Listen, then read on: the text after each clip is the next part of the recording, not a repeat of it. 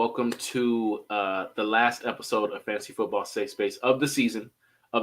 Brother E, Big E and Brother Fox. They did a little Dragon Ball Z fusion right there. They can't make it, unfortunately, but I got the young OG JV in the building. We are going to be going live on IG as well. But any questions asked will be answered. And hopefully you guys are in the playoffs. And if not, hopefully at least you still have a chance and you're on the bubble. JV, how are you? Seven, I'm doing great, man. I appreciate you having me on, and I'm pumped we could get this thing working. We got week 13 to recap, and I think fantasy playoffs are right around the corner. So there's definitely going to be like those last few upsets coming around in that 5-6 spot. So I'm excited to see what people got rolling for safe space tonight. There it is. Let's kick the IG live off. Yeah. Just get you on real quick here, Seven. Okay.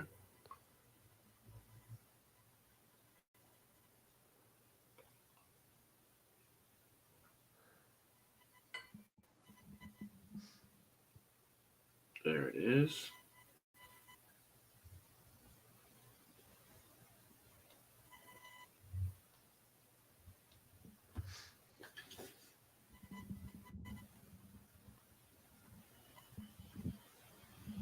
There we go. There it is. Let me see if I got it down. We good? I think we're first try.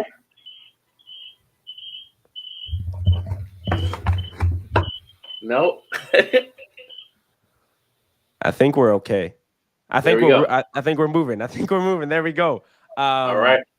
There we go. This is a little hybrid episode here, Seven. We got safe space. And our recap. Yes. Where did you want to start? Let's talk about that Monday night game. It was ridiculous. Who expected that much offense? You know what? I thought it was interesting because like it was your prime Jameis performance, right? Mm-hmm. Like that's exactly like what you'd expect out of Jameis Winston every single week, like 500 yards, 3 touchdowns, or 2 touchdowns, 3 interceptions, 2 pick sixes. But that second half, I mean, Bo Nix and Sean Payton didn't even have their best day, probably the worst day you're going to get out of both of them. Mm-hmm. And they still looked pretty solid. They put up 41 points. The defense was great. And, it's always good as a rookie quarterback to have that to rely on. Like when you're not performing, you have something to fall back on, which is it's like what Caleb Williams hasn't had. He hasn't had coaching, and, the defense has been off and on this year. Bo Nix, he can rely on that when he's not having his best day. That's why I think the Broncos have been so successful. Yeah, and they're a scary team right now. They're starting to hit all cylinders. He's a young quarterback, dude. I didn't see the progression this soon coming. I think they were 500, not 500. I think they were a 5-win team projected coming in. They already have 8 wins, so they're playing with house money. Dangerous. Any team that makes the playoffs in the AFC can beat any other team any given Sunday. The Chiefs better watch out. You know what? That whole the wild card is super interesting this year, Seven, because when you look at the breakdown, even in the NFC, they have, I want to say, the Packers, the Vikings, and there's one more team lingering in that 7th spot, but the division winners are bad. Like Washington. It's the Seahawks, right? Like I honestly, this is the year, if any year, that a division winner loses in the wild card and a wild card team takes it.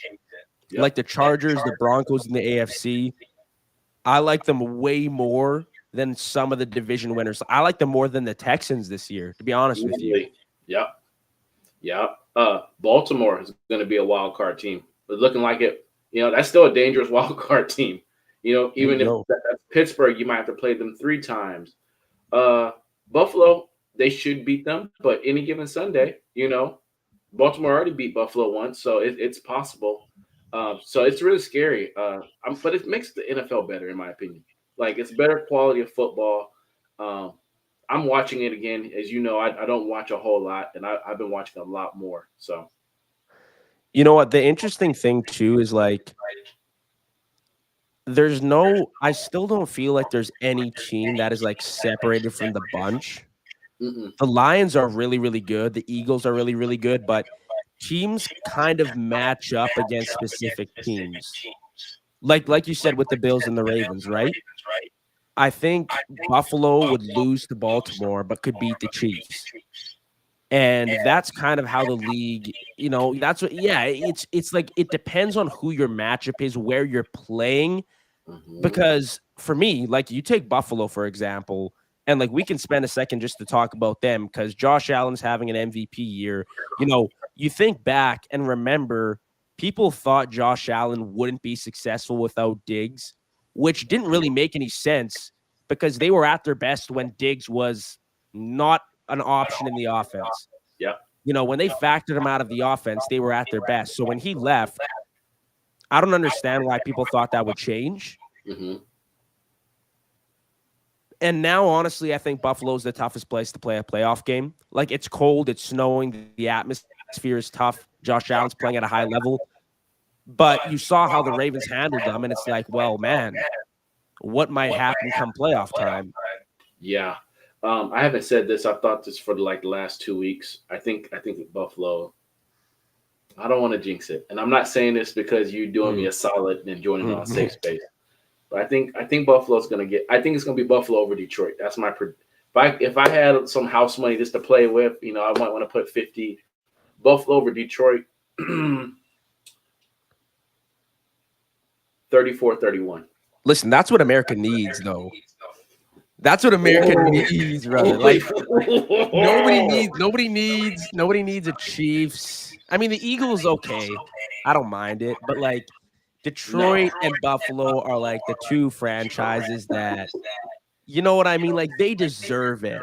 I wouldn't Yeah. even feel guilty at all about any of those teams winning like back-to-back championships right now. Like they've spent so long in the gutter that they deserve their praise. And I really hope Josh Allen and Jared Goff can do it for their teams this year. That would be really, really big. Um, just watching it this year is pretty magnificent to see like the success they've had in the league. No, Buffalo's going to beat Detroit, and then they're going to rematch, and Detroit will win the second one. Mhm. But there won't be a rubber match. Pittsburgh's going to win in 3 years. You know what? I was just about to say 7 because I know it's crazy rah-rah about the Bills in the AFC, but Pittsburgh's like when you look at Russ, man, I honestly see like he's playing like a top 10 quarterback this year. Yeah. And like that's not even debatable, like statistically and the eye test. This past week, 414 pass yards. The last time a Steelers quarterback threw 400 plus in a game was 2018. That was Big Ben in 2018. It's been How old 6 were you years. in 2018, JB? I don't even know. Like I don't even know what was going on at that point. I was 6 still years drawing in ago. coloring books at that point. 7. Hey, I was 34. A ripe 34. You know what I mean, though, and like that connection, Russell Wilson to George Pickens, like again, that seems right now like a top 10 connection in the league. The only issue with Pittsburgh, because they solved obviously their red zone inefficiencies. They put up 41, 44 points against the Bengals. Yeah. The only problem now is like, can you just deal with what you need to deal with? Can George Pickens not take 2 massive penalties?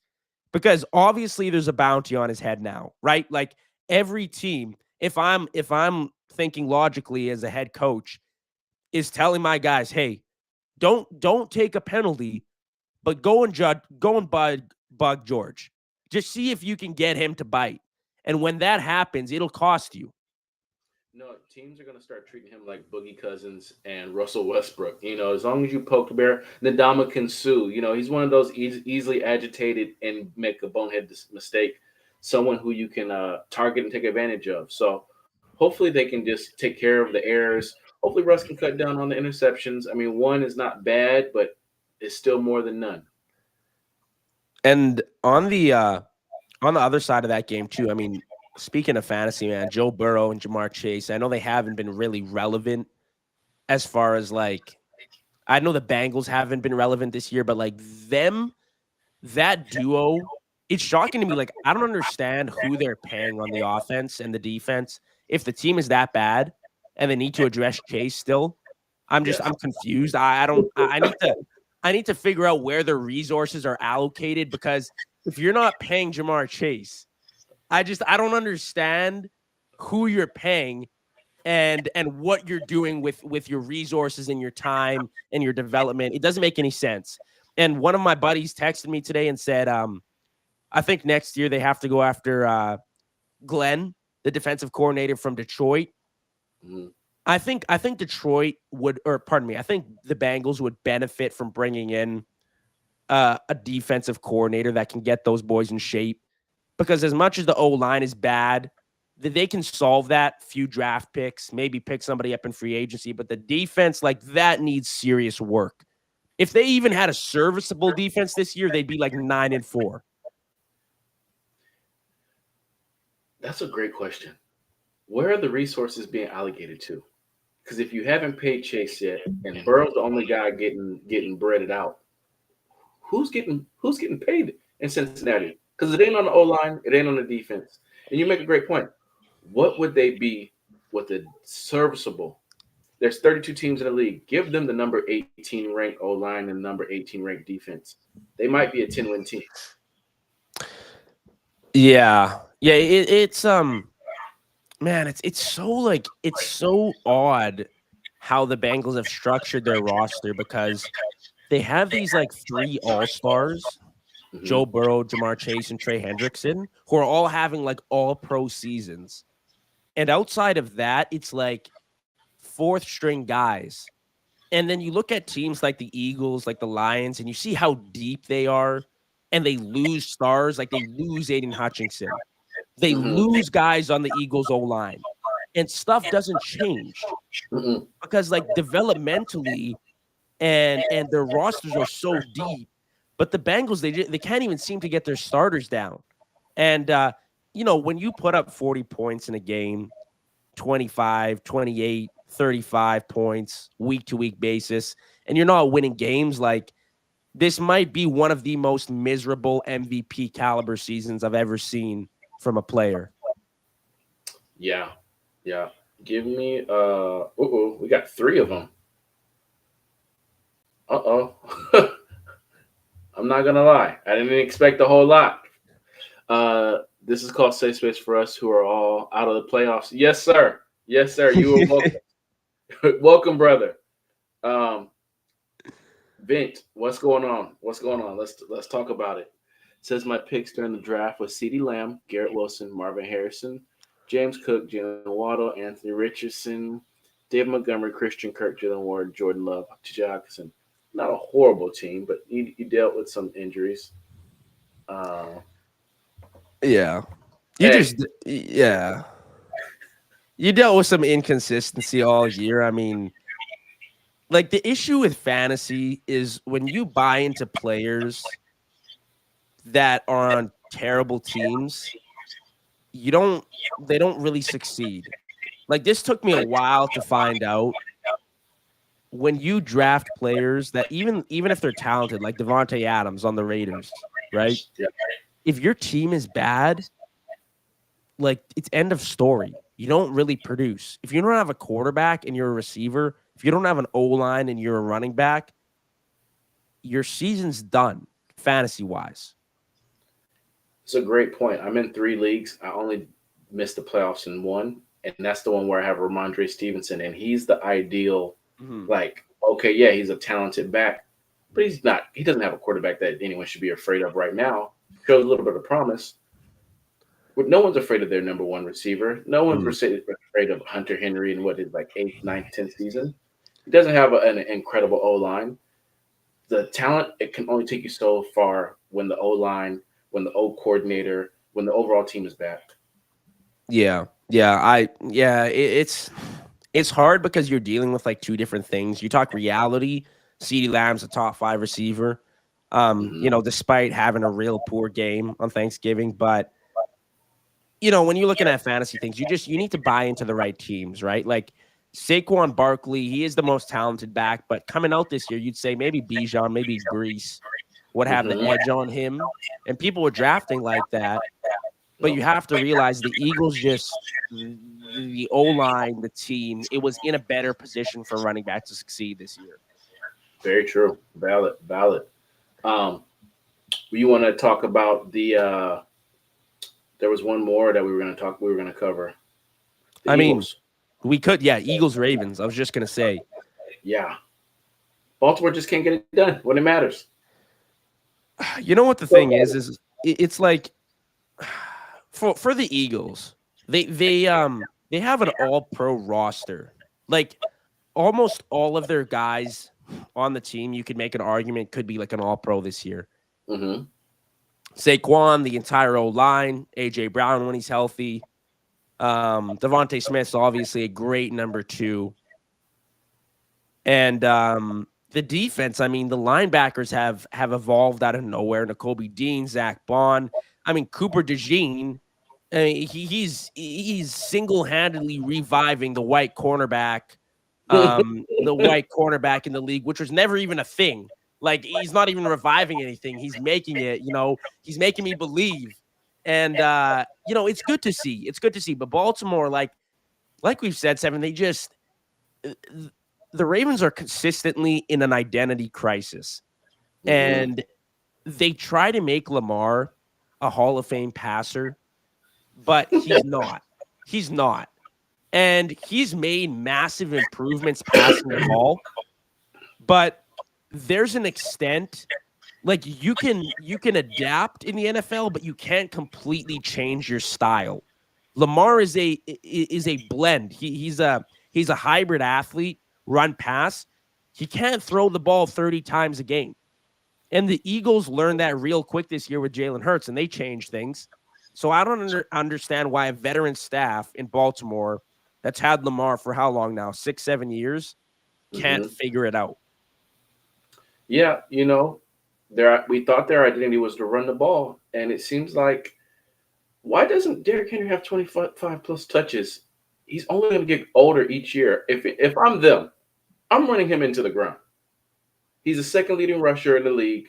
You are the number one running offense back to back years. This is your identity. If anything, run the play action. Let's get some bootlegs for Lamar. Let's make it Yeah. simple for him. Why are they trying to make him? He doesn't have the touch. He does not have the touch to be the pocket passer they desire him to be. No, and that's okay. That's just who Lamar is. That's who Jalen Hurts is. They can't handle more than like 25, 30 pass attempts per game because they're bound to make a mistake. It's not like Joe Burrow where you can give him 40, 45 pass attempts and he can play a perfect game, or Aaron Rodgers back in the day. But at the same time, Joe Burrow and Aaron Rodgers couldn't rush for more than 10 yards to save their lives, right? Like Right. they're just different players. And when you game plan Lamar like it's Joe Burrow, I don't know what the Ravens expect. Like, honestly, it's like I said, it's jarring to me. And they haven't used Deontay Johnson since they got him. They still don't really have a weapon for Lamar. Like, Zay Flowers is good, but I wouldn't Mhm. argue he's great in the league right now. And again, they constantly get exposed by teams that are just used to winning. The Steelers, the Chiefs, the Eagles this year.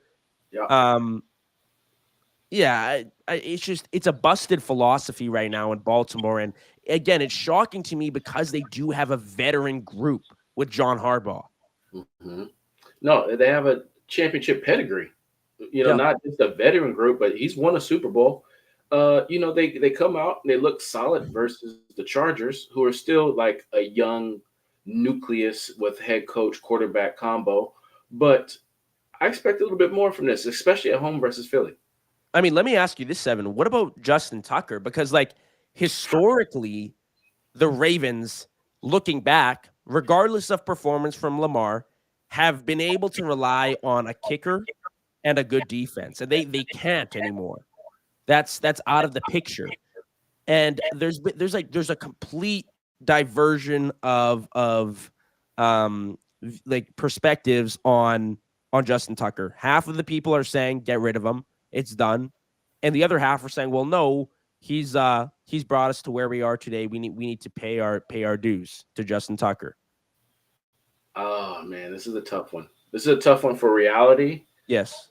For Baltimore, it's a tough one for me as a Steeler fan Yes. because I want them to lose. But Yeah. also for fantasy, I was the first person to take a kicker this year, and I took Justin Tucker. I have Justin Tucker in Pittsburgh's defense in two leagues, the two leagues that I'm making the playoffs in, and I don't know what to do because Yeah. they're on a bye.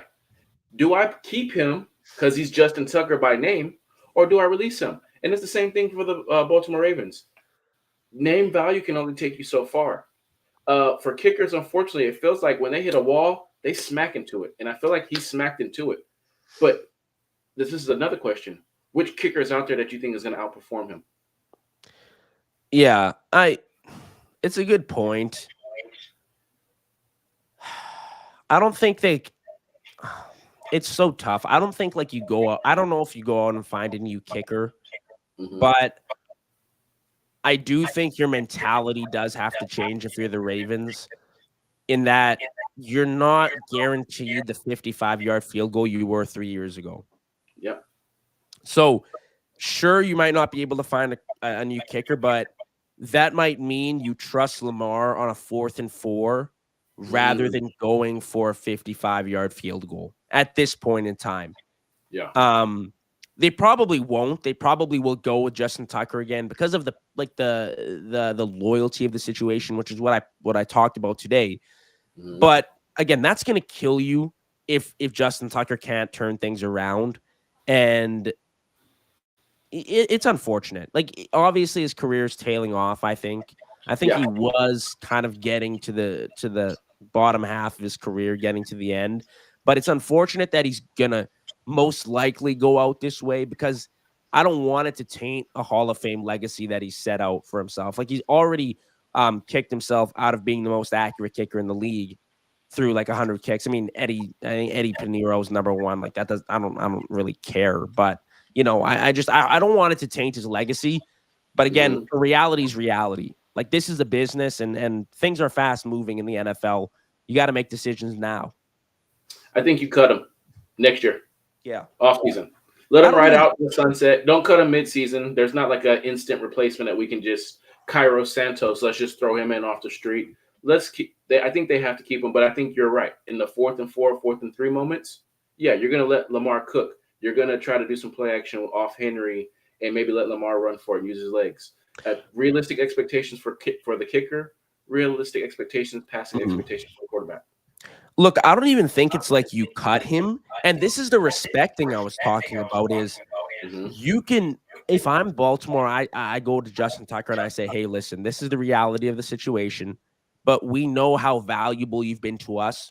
We don't want to do you a disservice and embarrass you and cut you because, we're going to look for a different kicker. Can we work something out? Are you going to retire? Can we figure something out where it doesn't seem like we just dumped you off because you do mean a lot to our franchise. We're not going to just outright say you're done with us. Yeah. Can we bring you back as a kicking coach, whatever it is? That's the respect. It's Mm. not continuing to lean on him in areas of his game that you just know he's inconsistent with this year, right? That's the way I view the situation. I like it. Give him the Troy Polamalu treatment. That's Yeah. exactly what Pittsburgh. He was kind of expecting to come back, and they were like, "I think you're past your prime. How about you just instead of seeing you in like a Bengals jersey, or instead of a Raiders jersey, let's go ahead and do the right thing." Mhm. I hate seeing like Andre Johnson in an opposite uniform, or it's like just retire, just Mhm. retire. Like you're chasing the ring, just retire. Hey, speaking of retiring though, Seven, the Jets. You watched the game on the weekend, man? Jets Seahawks. Everyone, it was like I kind of feel bad for Rodgers because the second you get like one glimmer of hope, it's like, damn, vintage Rodgers and Adams are back at 3-8. It's like they just get robbed from it. They didn't score a point after the 10-minute mark in the second quarter. So, I mean, They're pitiful. yeah. Rodgers has had so many opportunities to win games this year, and it just hasn't happened. The defense has fallen off a cliff. People don't. entirely want to blame Rodgers, but the way I look at it is he's indirectly affected everything this year. He's not the reason why the defense is poor, but ever since Saleh left, they've been considerably worse. And who's the reason Robert Saleh got fired? Right? So it's not necessarily Aaron Rodgers out there playing cornerback. Sauce Gardner's fallen off a cliff performance-wise. But he's indirectly affected the team, and again, he set them back at least 5 years now. Yeah, I mean, bare minimum two. Yeah. Bare minimum two. And I would even go far as say three, just because they've acquired all these Green Bay contracts for Rodgers, who signed a 2-year deal. It's like, what do you do if you're the Jets? You're not bringing them back next year. Who's your quarterback? Are you going to go Darnold? Are you going to go, if Purdy doesn't get re-signed, if they stall out, are you going to try to trade for someone? Like, going into the season, we thought the Jets were going to be a playoff contention. We thought they would contend with the Bills to win the division. This is just embarrassment. Just straight up. Yeah, I almost think it's best if they just tank for picks at this point. Like, I know it's never what you want out of a franchise, but I don't see a better outcome for New York. Like they can't win a single. I couldn't even tell you when their last win was. Like, they've just had a brutal, embarrassing season. And I had them winning the division because, just realistically, I looked at it and said, well, Rodgers is probably still a serviceable top 15 quarterback. He's not even in the top 20 anymore. No. It's wild. It's wild. And it hurts, too, because it's like tainting his legacy. It's the same thing with Tucker. It's like you're going out on a really, really bad note. You're still a Hall of Famer, Aaron. Like, you're still going to get praise. Get your jersey retired in Green Bay, whatever it is. But I just think it's sad that you go out like that. That's all. Yeah. I mean, your final 2 seasons will be remembered as a Jet, as one with an Achilles injury. Yeah. A couple minutes into the game, and then a really, really bad 4-win, maybe 5-win season if you're lucky. Mm-hmm. Yeah. And now it's like, what do you do with Adams, Lazard? Hackett's got to go. You gotta pay Sauce and Brees now, and Garrett now coming up. They brought in. Do they want to stay? Do they want to rebuild with the owner? Yeah, man, it's such a disaster. Like, it's not even. My God, it's so bad. It's actually embarrassingly bad. I'm not even gonna lie to you, but yeah. Otherwise, I mean, we had a few big games on Thanksgiving. Obviously we didn't cover. Hopefully you had a good Thanksgiving 7. Had some good eats. Yeah. I'm always gonna find a plate. You don't see any women around here on camera, but 7 will always find a plate. Hello, what's the Thanksgiving go to? Oh man, I'm a leftover sandwich guy. Give me 2 Hawaiian rolls with some turkey. Give me some stuffing as my base on top of my bread. Friday, and the words applies. Fridays is when the Thanksgiving food was the best. I love that. 7, I hope we can get back together next week. And I mean, we're looking at the playoffs soon, so that'll be interesting as we get close to that. Yes. I'm looking forward to it, man. Next Monday. Yes, sir. I'll see you on IG Live. We got one more on the live. Someone else popped up. An ad during the breakdown. I call that. Okay, got you. All right, man. Y'all have a good one.